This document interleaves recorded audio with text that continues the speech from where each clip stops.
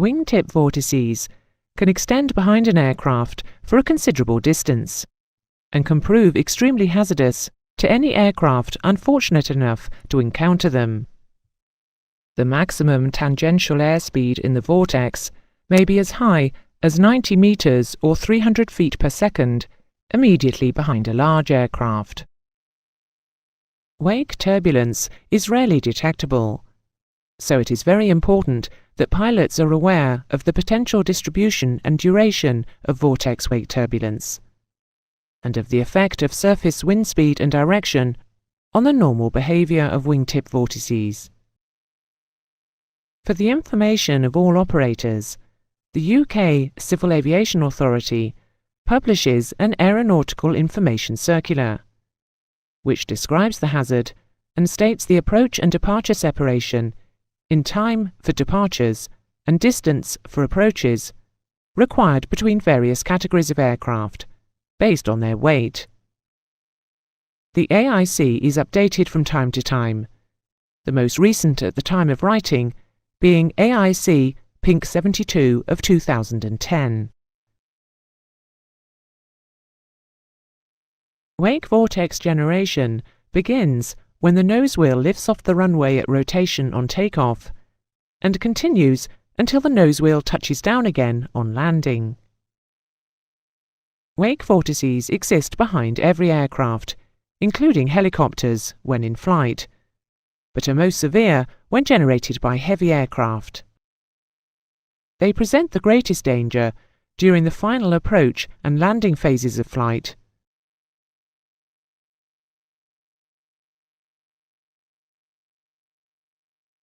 And on takeoff and initial climb. In other words, at low level, and where there is likely to be a lot of air traffic. A wake turbulence encounter can lead to loss of control, and possibly to structural damage.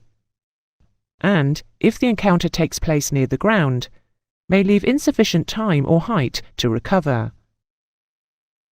The characteristics of the vortices are determined by the following aspects of the generating aircraft.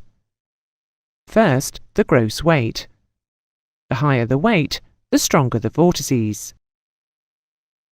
A shorter wingspan will cause interference between the two vortices, which weakens them.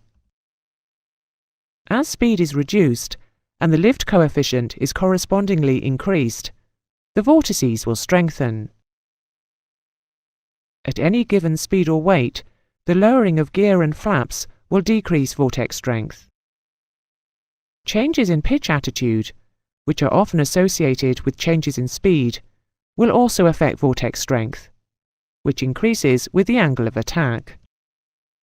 Generally, the larger the aircraft creating the vortices is, compared to the aircraft encountering them, the greater will be the wake turbulence hazard.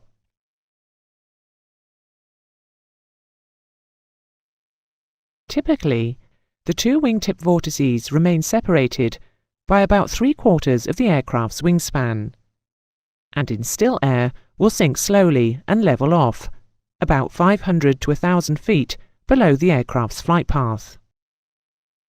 There is evidence that a helicopter will produce stronger vortices than a fixed-wing aircraft at the same weight and speed. Behind a large aircraft, the vortex wake can extend as much as 9 nautical miles.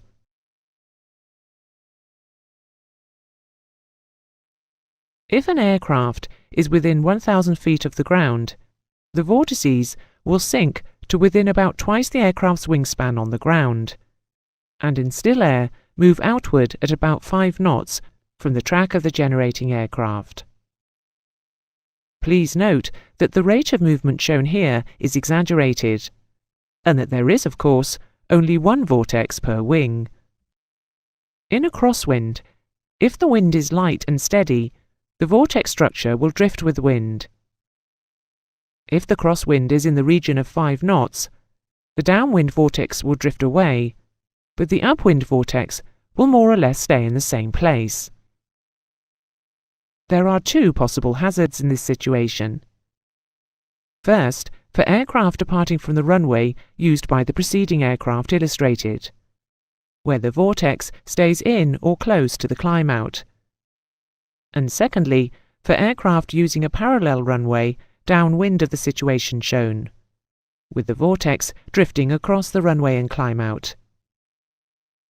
Similar hazards would exist for an aircraft following another on the approach.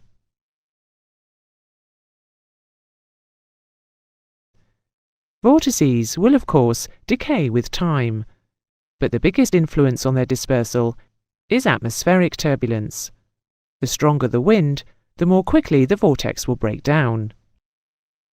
The time separation minima, published in the AIC mentioned before, are applied by air traffic control, but these do not guarantee that an aircraft will avoid wake turbulence. The separation only reduces the likelihood of vortex encounter, and may decrease the severity of any effects if an encounter does occur.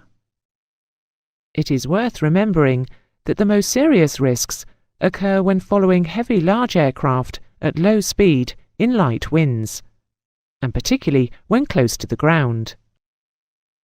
If the positions of the vortex wake of a preceding or crossing aircraft can be visualized, and this assumes the pilot knows the relative position of the other aircraft, then there is a reasonable chance of avoidance. Staying above or upwind of it will usually keep you clear. However, this may not be possible or advisable during a published procedure when in cloud. So adherence to the published separation minima is the safest option. The subject of wake turbulence is covered in further detail in the Air Law and Operational Procedures and Hazards section of the syllabus.